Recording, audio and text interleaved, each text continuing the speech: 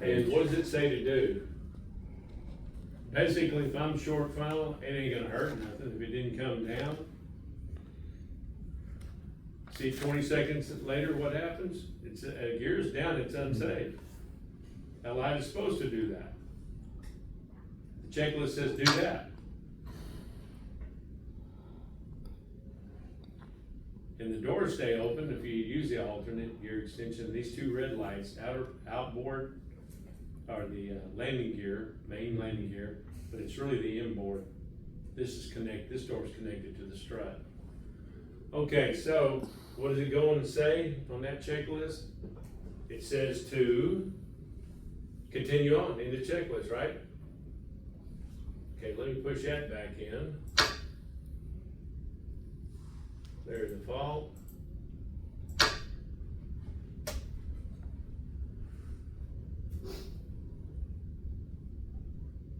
We got our electrical power back again. Okay, so the landing gear fault I'm gonna dump your hydraulics, loss of all it. We just emptied the line. Okay, and of course we're gonna have a lot of other things going on. We gotta use our alternate emergency slats. It's gonna take a while to get the gear down, and so we're gonna get that one out of the way like you were saying earlier. Put the gear down, the checklist, put the gear down. And again, 20 seconds later, that light will still come on. We're gonna pull the handle out, nothing yet. Then it's gonna say else. Are y'all with me on the checklist? Yes. Then it says do the free fall. So on the free fall,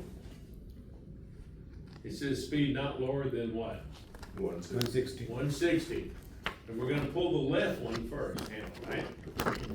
And then we're gonna kick the left rudder all the way to the floor so we can aerodynamically help pull that wheel down.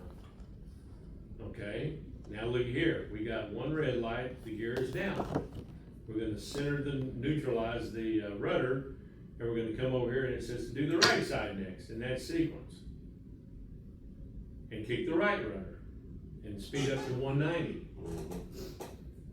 Okay, so now we got, the mains are down, and we didn't, it did said to do the nose the last thing again, so we didn't block the air to help pull either one of those mains down. That's why we do it last. Then do the same thing with the nose. And you can do that straight ahead. Okay, they're down. This is the normal position of the nose. These doors always stay down with it, whether it's normal or not. Therefore, we don't get a light up here. Make sense? Mm-hmm. Okay, so we do the landing check. Now, let's just hypothetically, we had to do the free fall, but one of those gears did not, say it's a left main, it did not come down after doing the free fall and everything. Now we really got a problem, Houston. So what does it say to do? The landing gear abnormal configuration. Abnormal configuration, you said 32, let me get over there with you. 32, page 3. So, we're gonna go over to the right side. If for some reason the gear configuration is still unsafe after completion of the free fall, assume one landing gear is not locked. Well, let's determine this, let's say it's the left one to play the game.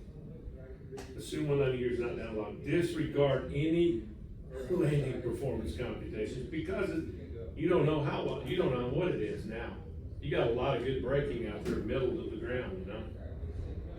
Choose an appropriate airfield in order to maximize the landing runway and probably burn fuel off, but reduce landing weight through fuel consumption.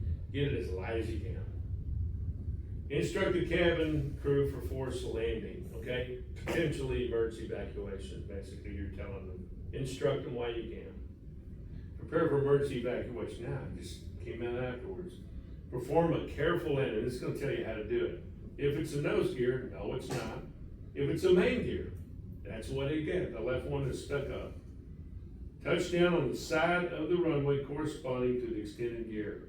Use as much pavement, give yourself as much pavement as you don't wanna go off into the weeds, okay?